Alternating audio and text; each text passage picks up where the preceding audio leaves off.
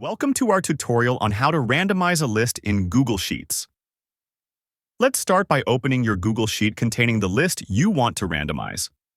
Once your spreadsheet is open, identify the data range you want to randomize. Click and drag to select the cells. Remember, make sure not to include the column headers if you have any. Just select the data itself. If your data does not have headers and you want to randomize the entire column, simply click on the column letter at the top to select it all.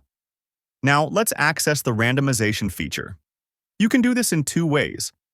One way is by right-clicking on the selected range to bring up the context menu. Look for the option that says View More Cell Actions.